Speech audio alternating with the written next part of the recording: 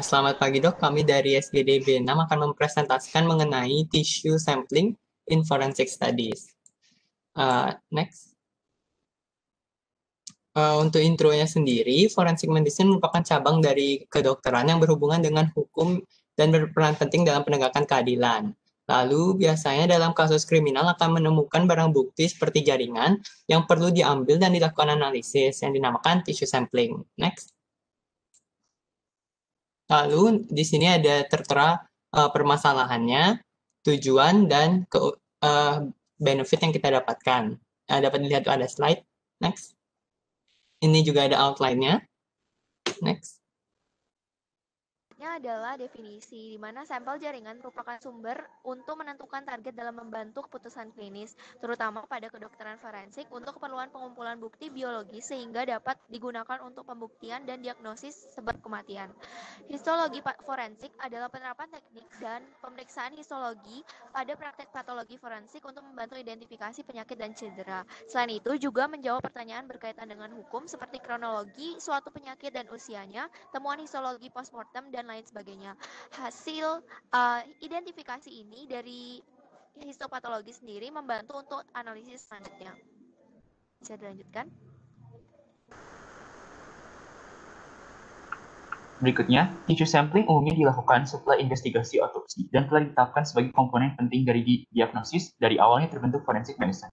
Di Eropa sendiri, 50% dari semua otopsi melibatkan investigasi dan histologi organ dan jaringan.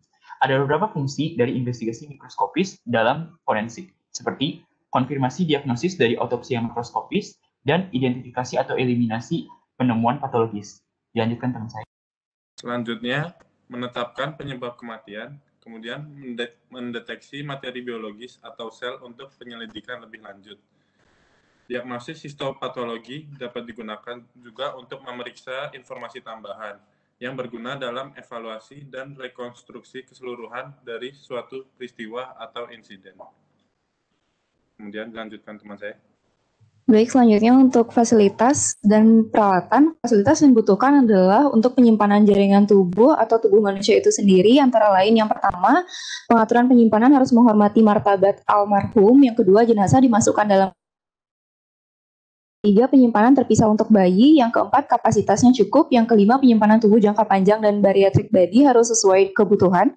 Yang keenam, kulkas dan freezer dalam kondisi kerja yang baik, disetel dengan alarm ketika suhu tidak sesuai dan dimonitor secara teratur. Dan yang terakhir, adanya tindakan pencegahan jika terjadi pemadaman listrik atau jumlah ruang penyimpanan yang tidak mencukupi selama periode puncak, dan harus ada rencana yang didokumentasikan. Untuk peralatan sendiri, yang dimaksud adalah peralatan yang sesuai, divalidasi, dan dipelihara dengan pemantauan yang sesuai, antara lain yang pertama, peralatan di kamar jenazah dalam kondisi baik. Yang kedua, peralatan penting dirawat rutin dan didokumentasikan. Yang ketiga, sesuai dengan manajemen bariatric body.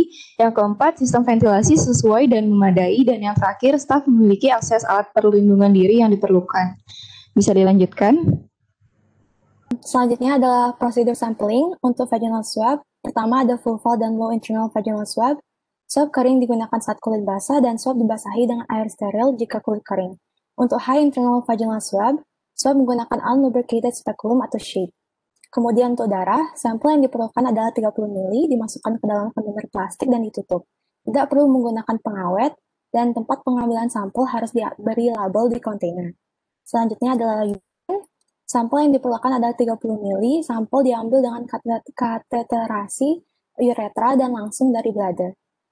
Ini dimasukkan ke dalam kontainer plastik dan ditutup, dan jika terdapat sedikit urin, maka bladder harus dibuka untuk mendapatkan residu. Jika tidak ada urin, maka bladder harus dicuci dengan larutan salin dan dipastikan menggunakan vitreous humor. Sekian selanjutnya. Selanjutnya untuk sampel gastric content, bagian perut dibuka dan seluruh stomach content diangkat secepat mungkin sebelum terjadinya proses pembusukan. Pengambilan sampel dinding perut dilakukan setelah bagian distal esophagus dan pylorus telah diikat, pengambilan cairan termasuk muntahan dan gastric aspirate sebanyak 30 ml, dan dinding perut diambil sebanyak 30 gram tanpa pengawet.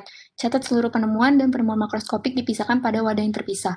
Lalu sampel tulang yang dipilih adalah tulang besar dari sisa kerangka, pengambilan sampel sebanyak 30 gram tanpa pengawet, dan bagian sampel bisa dipotong menjadi bagian yang lebih kecil. Untuk sampel gigi yang diambil berdasarkan urutan terbaik pertama adalah molar pertama, atau gigi yang masih dalam keadaan baik atau intak dan jika perlu berisi akar. Lalu sampel gigi disimpan di tempat dingin atau beku dan simple air drying untuk menyimpan gigi berisi bercak darah. Pengambilan sampel gigi dengan teknik biopsi insisi. Bisa dilanjutkan? Selanjutnya yaitu sampel storage. Sampel harus disimpan dalam wadah tertutup rapat pada 4 derajat Celcius pada penggunaan jangka pendek atau pada negatif 20 derajat Celcius hingga negatif 80 derajat Celcius pada penggunaan jangka panjang dengan pengecualian yaitu rambut dan kuku yang stabil pada suhu kamar. Plasma atau serum yang diperlukan untuk analisis dipisahkan sebelum darah diperlukan. Pengawetan natrium atau kalium fluorida diperlukan untuk sampel darah dengan final concentration 1% hingga 5% dari total berat sampel untuk darah tepi dan tidak diharuskan untuk sampel darah lainnya. Misalnya gumpalan darah dan darah dari rongga dada atau perut. Bisa dilanjutkan? Baik, selanjutnya histologi staining. Jadi histologi dalam forensik digunakan sebagai tujuan patologis, di mana biasanya dipanggil forensik patologis. Beberapa area histologi pada patologi forensik digunakan untuk mengidentifikasi beberapa penyakit yang membutuhkan penglihatan secara mikroskop untuk penglihatan spesifik.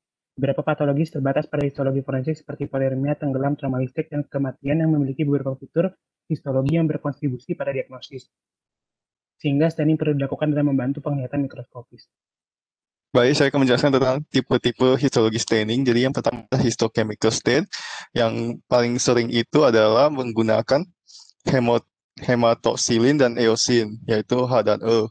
Dan di sebagai tabel adalah jenis-jenis stain lainnya. Next. Kemudian ada periodic acid stiff stain atau PAS. Biasanya stain ini berguna untuk pewarnaan glikogen dan sangat membantu untuk penyakit mengenai glikogen storage. Sebagai ini contohnya, sebelah kiri menggunakan H dan E, dan sebelah kanan menggunakan PAS pada resi pada renal tubul. Next. Kemudian adalah connective tissue stain. Contohnya ada Van Gisel, Mason Trico, MSB, or Rendang stain, PTAH, PAS, metani silver, dan retikulin. Contohnya, seperti gambar di bawah ini adalah arteri koronari yang ada aretoma dengan plak hemoragik dan trombus. Kemudian ada decompose tissue, walaupun biasanya jaringannya sudah membusuk itu sudah hancur, tetapi biasanya kita dapat melihat perubahan yang relevan. Dan di bawah ini ada contoh pembusukan jaringan yang busuk di paru-paru. Next. Selanjutnya adalah iron staining yang biasa menggunakan hematoksilin eosin staining dan juga Prussian blue sebagai highlighter untuk mengidentifikasi adanya hemosiderin pada kasus-kasus pendarahan. Nah, berikut adalah penampang dari hematoksilin eosin staining. Selanjutnya adalah fat stain yang menggunakan Sudan black atau oil red O untuk mengidentifikasi adanya lemak atau fat pada jaringan yang dibekukan. Berikut adalah penampang fat staining dengan menggunakan oil red O. Lalu ada amyloid staining yang biasa menggunakan Congo red dan Sirius red untuk mengidentifikasi adanya amyloid. Amyloid itu sendiri merupakan kelompok protein yang menyebabkan penyakit pada manusia. Dan salah satunya adalah pada Congophilic amyopathy. Berikut adalah penampang dari pewarnaan amyloid pada Congophilic amyopathy. Next. Selanjutnya mikroorganisme staining. Mengidentifikasi adanya bakteri pada jaringan bisa menggunakan gram staining, sementara untuk mengidentifikasi adanya bakteri tahan asam bisa menggunakan Ziehl-Neelsen staining. Lalu untuk mengidentifikasi adanya jamur atau fungi bisa menggunakan PAS atau Grocott staining. Berikut adalah penampang dari Grocott staining untuk mengidentifikasi adanya jamur. Lalu yang terakhir adalah immunohistochemistry staining yang menggunakan antibodi untuk mengidentifikasi adanya antigen-antigen spesifik. Dan antibodi yang digunakan ada dua, yaitu poliklonal antibodi dan monoklonal antibodi. Nah, berikut adalah penampang immunohistochemistry staining. Next. Jadi untuk kesimpulannya, tissue sampling adalah prosedur untuk mendapatkan jaringan atau cairan tubuh yang umumnya untuk analisis. Pengambilan sampel biasanya dilakukan setelah penyelidikan otopsi. Sampel dapat diambil dari usap vagina, darah, urin, kandungan lambung, tulang, dan gigi. Pengawetan dan penyimpanan sampel dilakukan dengan cara menyimpan dalam wadah yang tertutup rapat. Di sisi lain, histologi dalam forensik digunakan untuk tujuan mengidentifikasi penyakit tertentu yang memerlukan mikroskop dan penglihatan tertentu. Untuk pengambilan sampel jaringan histologi digunakan pewarnaan histokimia, dan pewarnaan yang paling banyak digunakan adalah hematoksilin dan eosin. Mungkin sekian daripada SGDB 6. Terima kasih.